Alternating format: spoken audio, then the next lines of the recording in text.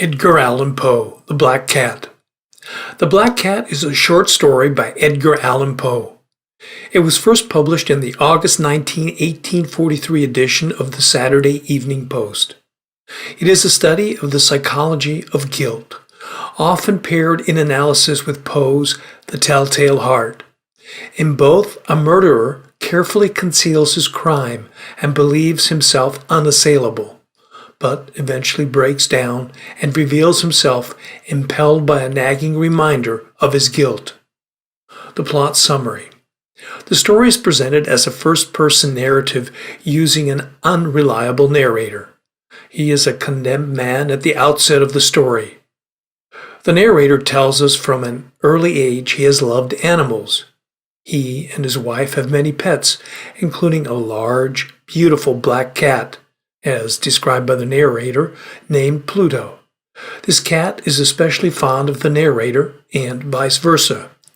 Their mutual friendship lasts for several years, until the narrator becomes an alcoholic. One night, after coming home completely intoxicated, he believes the cat to be avoiding him. When he tries to seize it, the panicked cat bites the narrator, and, in a fit of rage, he seizes the animal, pulls a penknife from his pocket, and deliberately gouges out the cat's eye. From that moment onward, the cat flees in terror at his master's approach. At first, the narrator is remorseful and regrets his cruelty. But, as he states, this feeling soon gave place to irritation, and then came, as if to my final and irrevocable overthrow, the spirit of perverseness. He then takes the cat out in the garden one morning and ties a noose around its neck, hanging it from a tree where it dies. That very night, his house mysteriously catches fire, forcing the narrator, his wife, and their servants to flee the premises. The next day, the narrator returns to the ruins of his home to find, imprinted on the single wall that survived the fire, the apparition of a gigantic cat with a rope around the animal's neck. At first, this image deeply disturbs the narrator, but gradually he determines a logical explanation for it, that someone outside had cut the cat from the tree and thrown the dead creature into the bedroom to wake him during the fire. The narrator begins to miss Pluto, feeling guilty. Sometime later, he finds a similar cat in a tavern. It is the same size and color as the original and is even missing an eye. The only difference is a large white patch on the animal's chest. The narrator takes it home, but soon begins to loathe, even fear the creature.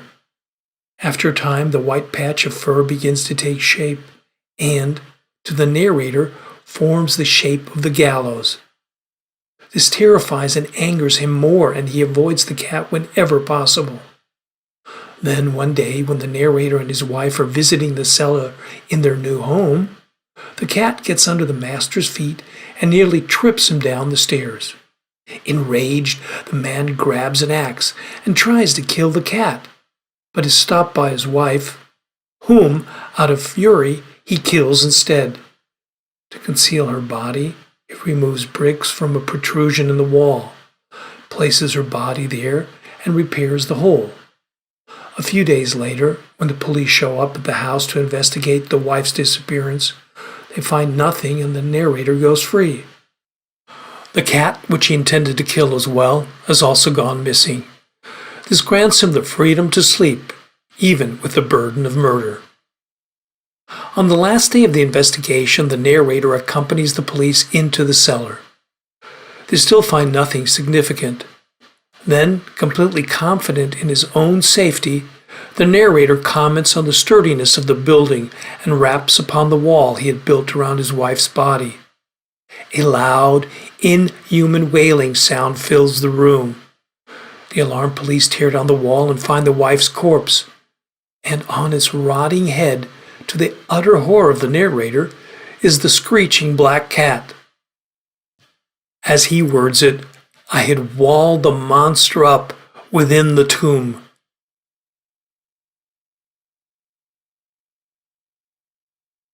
The Black Cat by Edgar Allan Poe. For the most wild yet most homely narrative which I am about to pen, I neither expect nor solicit belief. Mad indeed would I be to expect it, in a case where my very senses reject their own evidence. Yet mad I am not, and very surely do I not dream. But tomorrow I die, and today I would unburthen my soul. My immediate purpose is to place before the world, plainly, succinctly, and without comment, a series of mere household events. In their consequences, these events have terrified, have tortured, yes, have destroyed me. Yet I will not attempt to expound them. To me they have presented little but horror. To many they will seem less terrible than Baruch's. Hereafter, perhaps some intellect may be found which will reduce my phantasm to the commonplace.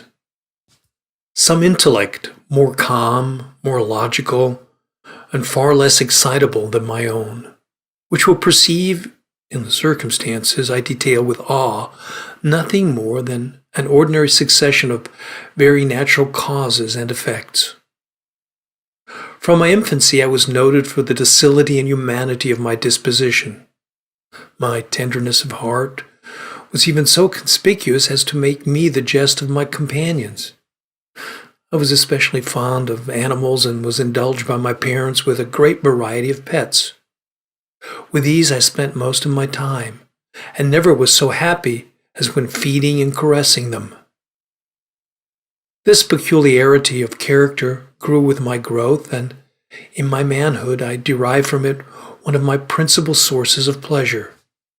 To those who have cherished an affection for a faithful and sagacious dog, I need hardly to be at the trouble of explaining the nature or the intensity of the gratification thus derivable.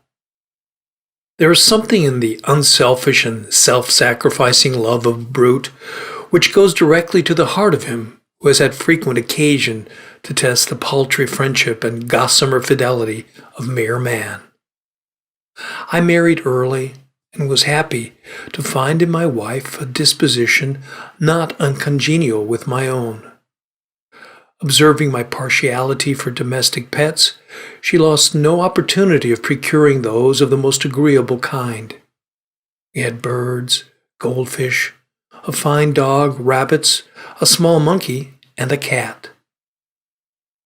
This latter was a remarkably large and beautiful animal, entirely black and sagacious to an astonishing degree. In speaking of his intelligence, my wife, who at heart was not a little tinctured with superstition, made frequent allusion to the ancient popular notion, which regarded all black cats as witches in disguise. Not that she was ever serious upon this point, and I mention the matter at all for no better reason that it happens just now to be remembered. Pluto, this was the cat's name, was my favorite pet and playmate. I alone fed him, and he attended me wherever I went about the house. It was even with difficulty that I could prevent him from following me through the streets. Our friendship lasted in this manner for several years, during which my general temperament and character, through the instrumentality of that fiend intemperance, had I blush to confess it, experienced a radical alteration for the worse. I grew day by day more moody, more irritable, more regardless of the feelings of others. I suffered myself to use intemperate language to my wife. At length, I even offered her personal violence. My pets, of course, were made to feel the change in my disposition. I not only neglected, but ill-used them. For Pluto, however, I still retained sufficient regard to restrain me from maltreating him, as I made no scruple of maltreating the rabbits, the monkey, or even the dog, when by accident or through affection they came in my way. But my disease grew upon me, for what disease is like alcohol? And at length even Pluto, who was now becoming old and consequently somewhat peevish, even Pluto began to experience the effects of my ill temper. One night, returning home, much intoxicated from one of my haunts about town, I fancied that the cat avoided my presence. I seized him, when in his fright at my violence he inflicted a slight wound upon my hand with his teeth. The fury of a demon instantly possessed me. I knew myself no longer. My original soul seemed at once to take its flight from my body, and a more than fiendish malevolence, gin-nurtured, thrilled every fiber of my frame. I took from my waistcoat pocket a penknife, opened it, grasped the poor beast by the throat, and deliberately cut one of its eyes from the socket. I blush, I burn, I shudder, while I pen the damnable atrocity. When reason returned with the morning, when I had slept off the fumes of the night's debauch, I experienced a sentiment half of horror, half of remorse for the crime of which I had been guilty. But it was at best a feeble and equivocal feeling, and the soul remained untouched. I again plunged into excess, and soon drowned in wine all memory of the deed. In the meantime, the cat slowly recovered. The socket of the lost eye presented, it is true, a frightful appearance, but he no longer appeared to suffer any pain. He went about the house as usual, but, as might be expected, fled in extreme terror at my approach. I had so much of my old heart left as to be at first grieved by this evident dislike on the part of a creature which had once so loved me. But this feeling soon gave place to irritation, and then came, as if to my final and irrevocable overthrow, the spirit of perverseness. Of this spirit, philosophy takes no account. Yet, I am not more sure that my soul lives than I am that perverseness is one of the primitive impulses of the human heart, one of the indivisible primary faculties or sentiments which give direction to the character of man. Who has not 100 times found himself committing a vile or silly action for no other reason than because he knows he should not? Have we not a perpetual inclination in the teeth of our best judgment to violate that which is law, merely because we understand it to be such? The spirit of perverseness, I say, came to my final overthrow. It was this unfathomable longing of the soul to vex itself, to offer violence to its own nature, to do wrong for the wrong's sake only, that urged me to continue and finally to consummate the injury I had inflicted upon the unoffending brute. One morning in cold blood I slipped a noose about its neck and hung it to the limb of a tree, hung it with tears streaming from my eyes and with the bitterest remorse at my heart, hung it because I knew that it had loved me and because I felt it had given me no reason of offense, hung it because I knew that in doing so I was committing a sin, a deadly sin, that would so jeopardize my immortal soul as to place it, if such a thing were possible, even beyond the reach of the infinite mercy of the most merciful and most terrible God. On the night of the day on which this cruel deed was done, I was aroused from sleep by the cry of fire. The curtains of my bed were in flames. The whole house was blazing. It was with great difficulty that my wife, a servant, and myself made our escape from the conflagration. The destruction was complete. My entire worldly wealth was swallowed up, and I resigned myself thenceforward to despair. I'm above the weakness of seeking to establish a sequence of cause and effect between the disaster and the atrocity. But I am detailing a chain of facts and wish not to leave even a possible link imperfect. On the day succeeding the fire, I visited the ruins. The walls, with one exception, had fallen in. This exception was found in a compartment wall, not very thick, which stood about the middle of the house and against which had rested the head of my bed. The plastering here had, in great measure, resisted the action of the fire. a fact which I attributed to its having been recently spread. About this wall, a dense crowd were collected, and many persons seemed to be examining a particular portion of it in very minute detail and with eager attention. The words strange, singular, and other similar expressions excited my curiosity. I approached and saw, as if graven in a bas-relief upon the white surface, the figure of a gigantic cat. The impression was given with an accuracy truly marvelous, and there was a rope about the animal's neck. When I first beheld this apparition, for I could scarcely regard it as less, my wonder and my terror were extreme, but at length reflection came to my aid. The cat, I remembered, had been hung in a garden adjacent to the house. Upon the alarm of fire, this garden had been immediately filled by the crowd, by someone of whom the animal must have been cut from the tree and thrown through an open window into my chamber.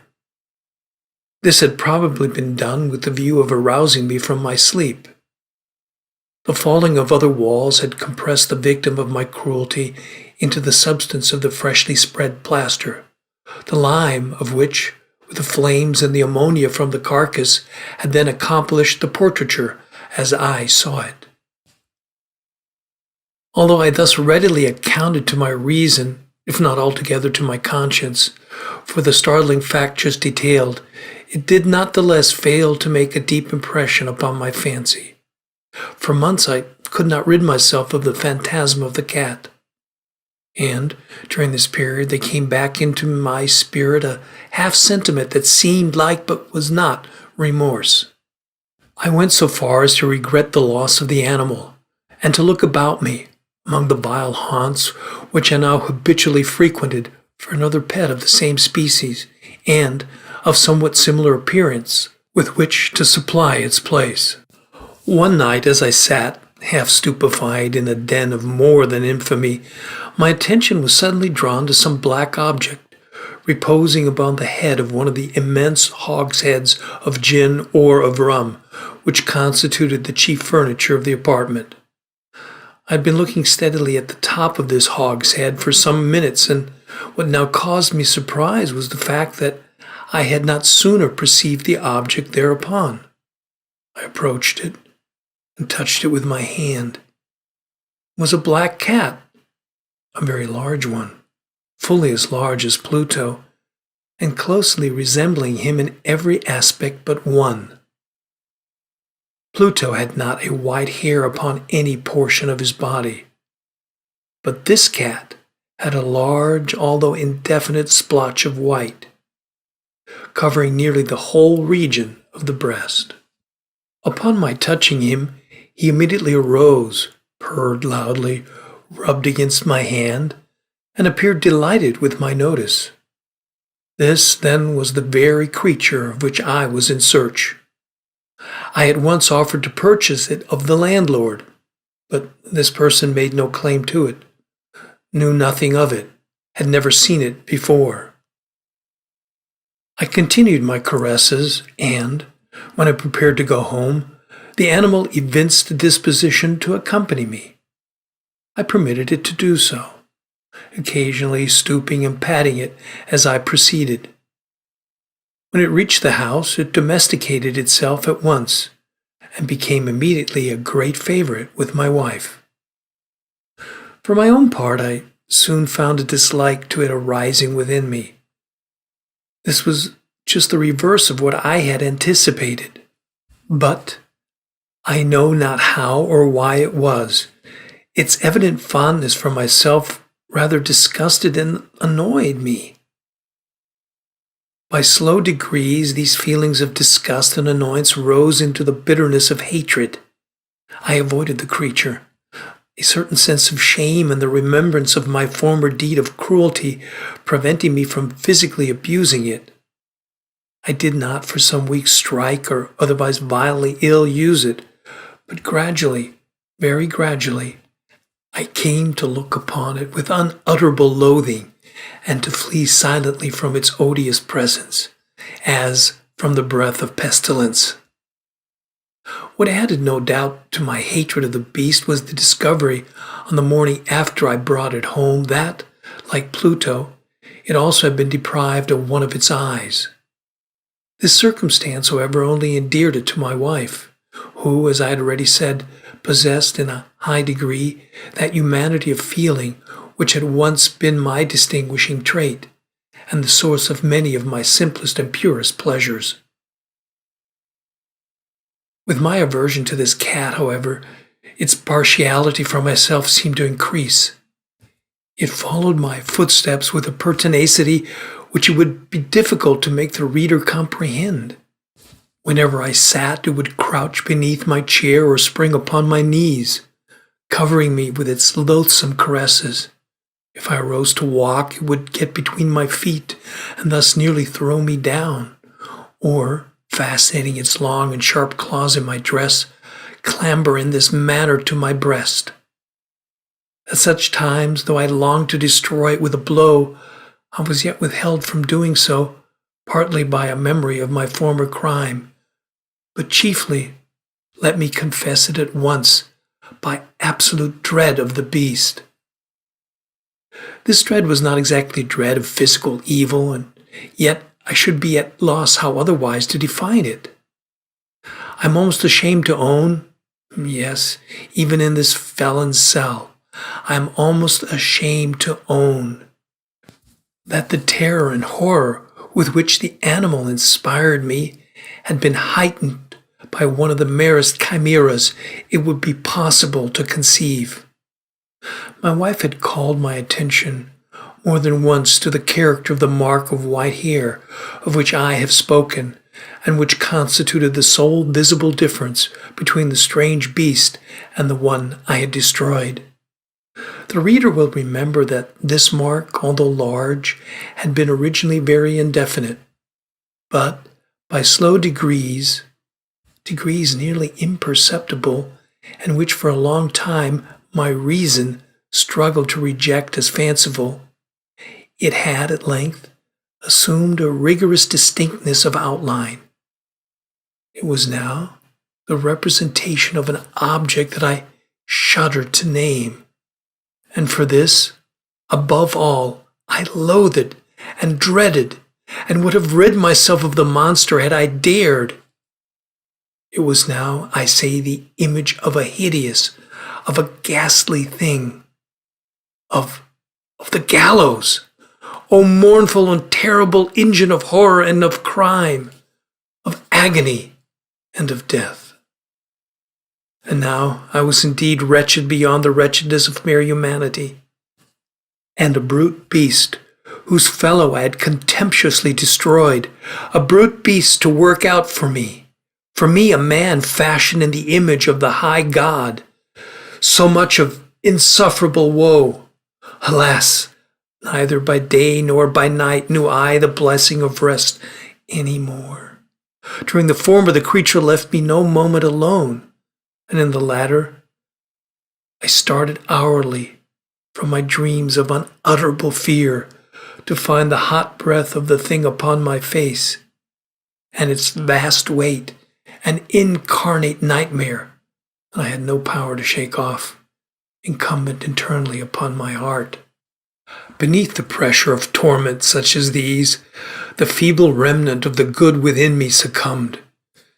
Evil thoughts became my sole intimates, the darkest and most evil of thoughts. The moodiness of my usual temper increased to hatred of all things and all of mankind, while, from the sudden, frequent, and ungovernable outbursts of a fury to which I now blindly abandoned myself, my uncomplaining wife, alas, was the most usual and the most patient of sufferers. One day she accompanied me upon some household errand into the cellar of the old building which our poverty compelled us to inhabit. The cat followed me down the steep steps, and, nearly throwing me headlong, exasperated me to madness.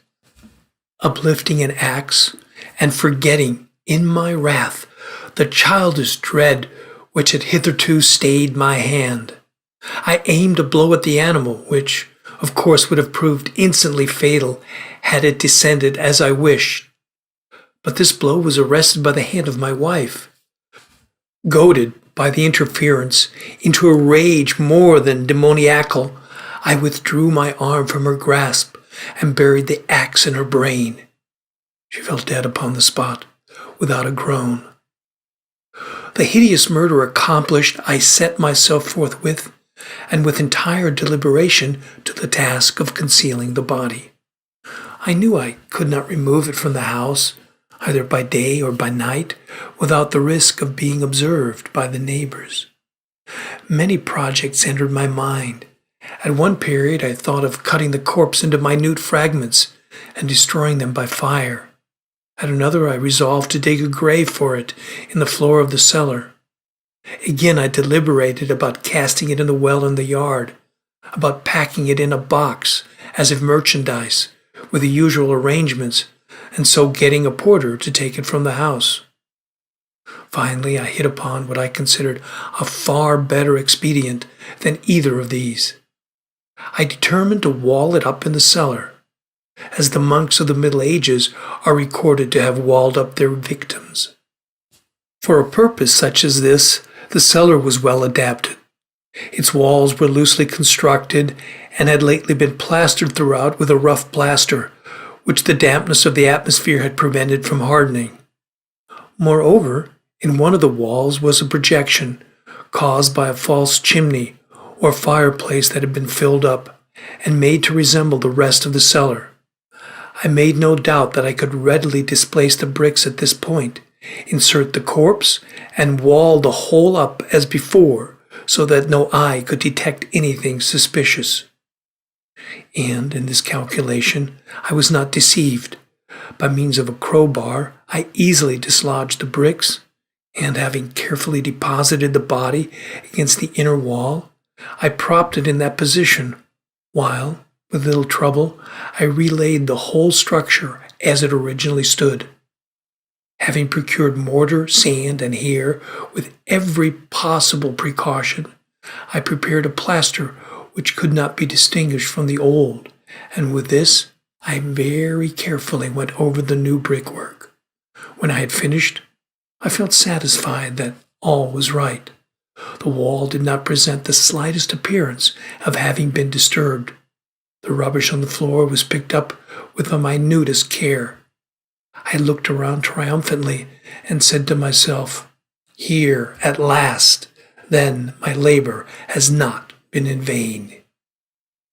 My next step was to look for the beast which had been the cause of so much wretchedness, for I had at length firmly resolved to put it to death. Had I been able to meet with it, at the moment there could have been no doubt of its fate, but it appeared that the crafty animal had been alarmed at the violence of my previous anger and forbore to present itself in my present mood. It is impossible to describe or to imagine the blissful sense of relief which the absence of the detested creature occasioned in my bosom. It did not make its appearance during the night, and thus for one night at least, since its introduction into the house, I soundly and tranquilly slept. I slept even with the burden of murder upon my soul. The second and the third day passed, and still my tormentor came not. Once again I breathed as a free man. The monster in terror had fled the premises forever. I should behold it no more. My happiness was supreme. The guilt of my dark deed disturbed me but little. Some few inquiries had been made, but these had been readily answered. Even a search had been instituted, but of course nothing was to be discovered. I looked upon my future felicity as secured. Upon the fourth day of the assassination, a party of the police came, very unexpectedly, into the house and proceeded again to make a rigorous investigation of the premises. Secure, however, in the inscrutability of my place of concealment, I felt no embarrassment whatever. The officers bade me accompany them in their search. They left no nook or corner unexplored. At length, for the third or fourth time, They descended into the cellar. I quivered not in a muscle. My heart beat calmly as that of one who slumbers in innocence. I walked the cellar from end to end. I folded my arms upon my bosom and roamed easily to and fro. The police were thoroughly satisfied and prepared to depart. The glee at my heart was too strong to be restrained. I burned to say if but one word by way of triumph, and to render doubly sure their assurance of my guiltlessness.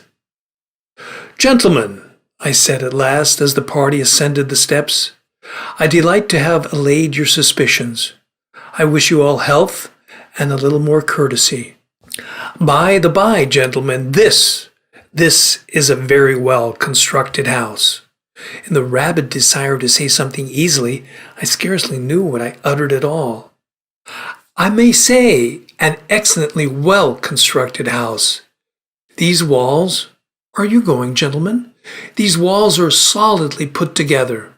And here, through the mere frenzy of bravado, I rapped heavily with a cane which I held in my hand upon that very portion of the brickwork behind which stood the corpse of the wife of my bosom.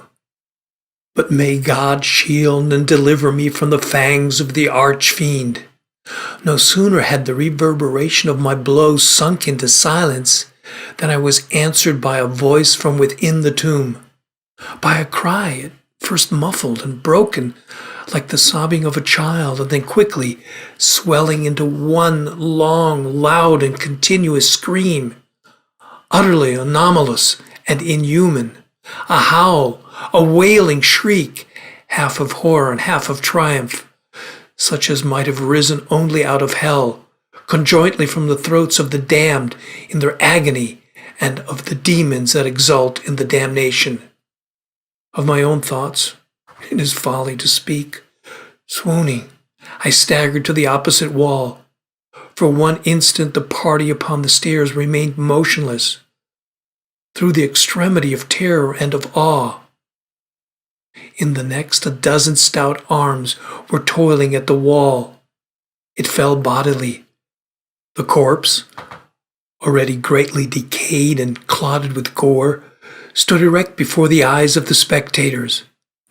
Upon its head, with red, extended mouth and solitary eye of fire, sat the hideous beast whose craft had seduced me into murder, and whose informing voice had consigned me to the hangman. I had walled the monster up within the tomb. Edgar Allan Poe. Edgar Allan Poe, born January 19, 1809, died on October 7, 1849. He was an American writer, editor, and literary critic. Poe is best known for his poetry and short stories, particularly his tales of mystery and the macabre. He is widely regarded as a central figure of Romanticism in the United States and American literature as a whole. And he was one of the country's earliest practitioners of the short story. Poe is generally considered the inventor of the detective fiction genre and is further credited with contributing to the emerging genre of science fiction. He was the first well-known American writer to try to earn a living through writing alone, resulting in a financially difficult life and career. Poe was born in Boston, the second child of two actors. His father abandoned the family in 1810, and his mother died the following year. Thus orphaned, the child was taken in by John and Frances Allan of Richmond, Virginia. They never formally adopted him, but Poe was with them well into his young adulthood. Tension developed later as John Allan and Edgar repeatedly clashed over debts, including those incurred by gambling and the cost of secondary education for the young man. Poe attended the University of Virginia for one semester, but left due to lack of money. Poe quarreled with Allan over the funds for his education and enlisted in the Army in 1827 under an assumed name. It was at this time that his publishing career began, albeit humbly, with the anonymous collection of poems Tamerlane and Other Poems, 1827, credited only to a Bostonian. With the death of Francis Allan in 1829, Poe and Allan reached a temporary rapprochement. However, Poe later failed as an officer cadet at West Point, declaring a firm wish to be a poet and writer, and he ultimately parted ways with John Allan.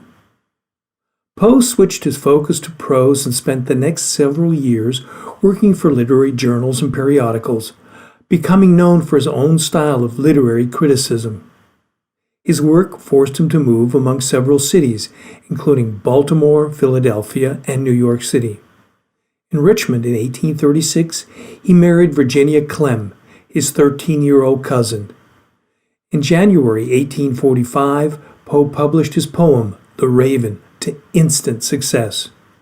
His wife died of tuberculosis 2 years after its publication.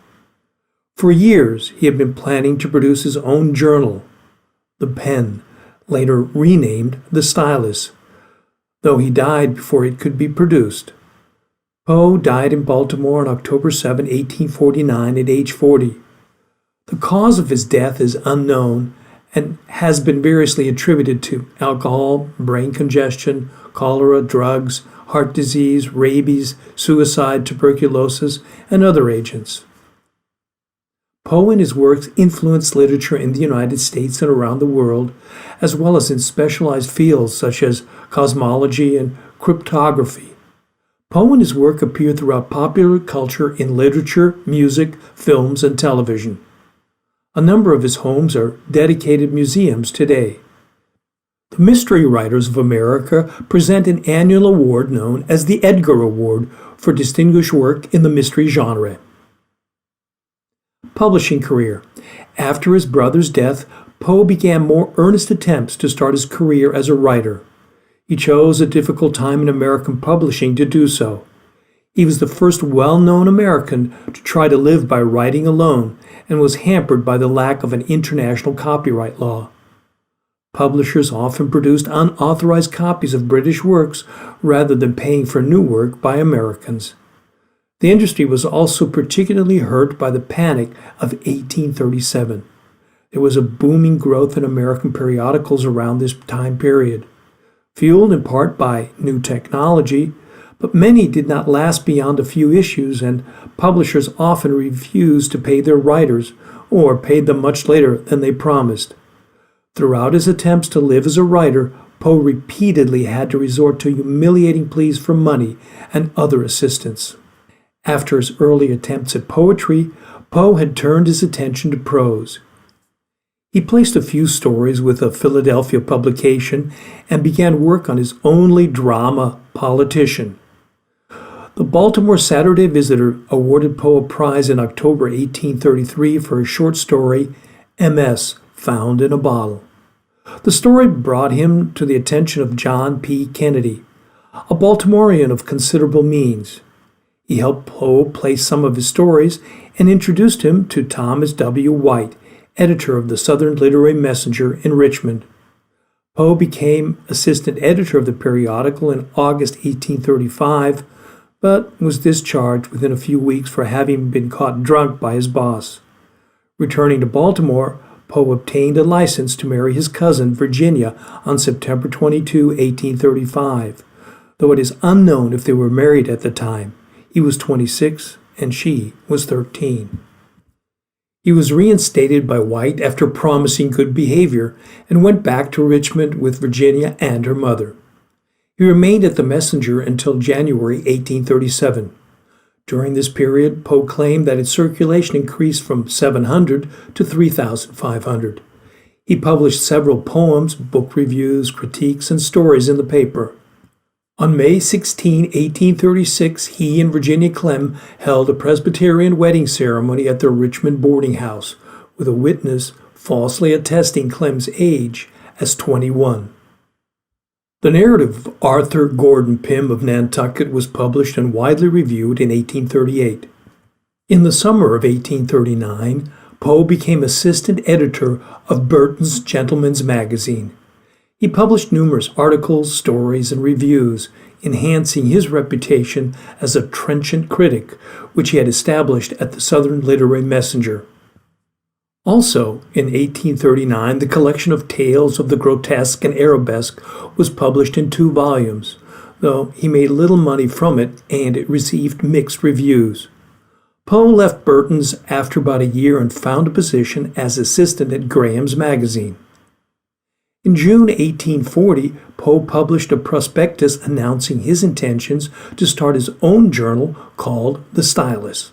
Originally, Poe intended to call the journal The Pen, as it would have been based in Philadelphia.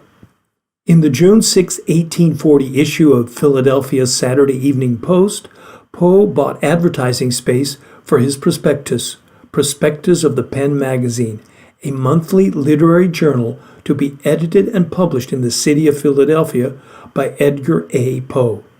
The journal was never published before Poe's death. Around this time, he attempted to secure a position with the Tyler administration, claiming that he was a member of the Whig Party. He'd hoped to be appointed to the Custom House in Philadelphia with help from President Tyler's son Robert, an acquaintance of Poe's friend Frederick Thomas. Poe failed to show up for a meeting with Thomas to discuss the appointment in mid-September 1842, claiming to have been sick, though Thomas believed that he had been drunk. Though he was promised an appointment, all positions were filled by others. One evening in January 1842, Virginia showed the first signs of consumption, now known as tuberculosis, while singing and playing the piano. Poe described it as breaking a blood vessel in her throat. She only partially recovered. Poe began to drink more heavily under the stress of Virginia's illness. He left Graham's and attempted to find a new position, for a time angling for a government post. He returned to New York, where he worked briefly at the Evening Mirror before becoming editor of the Broadway Journal and later sole owner. There he alienated himself from other writers by publicly accusing Henry Wadsworth Longfellow of plagiarism, though Longfellow never responded. On January 29, 1845, his poem, The Raven, appeared in the Evening Mirror and became a popular sensation. It made Poe a household name almost instantly, though he was paid only $9 for its publication. It was concurrently published in the American Review, a Whig journal under the pseudonym Quarles. The Broadway Journal failed in 1846, and Poe moved to a cottage in Fordham, New York, in what is now the Bronx. That home is known today as the Poe Cottage on the southeast corner of the Grand Concourse and Knightsbridge Road, where he befriended the Jesuits at St. John's College nearby, now Fordham University. Virginia died there on January 30th, 1847. Biographers and critics often suggest that Poe's frequent theme of the death of a beautiful woman stems from the repeated loss of women throughout his life, including his wife. Poe was increasingly unstable after his wife's death. He attempted to court poet Sarah Helen Whitman, who lived in Providence, Rhode Island. Their engagement failed, purportedly because of Poe's drinking and erratic behavior. There is also strong evidence that Whitman's mother intervened and did much to derail their relationship. Poe then returned to Richmond and resumed a relationship with his childhood sweetheart, Sarah Elmira Royster.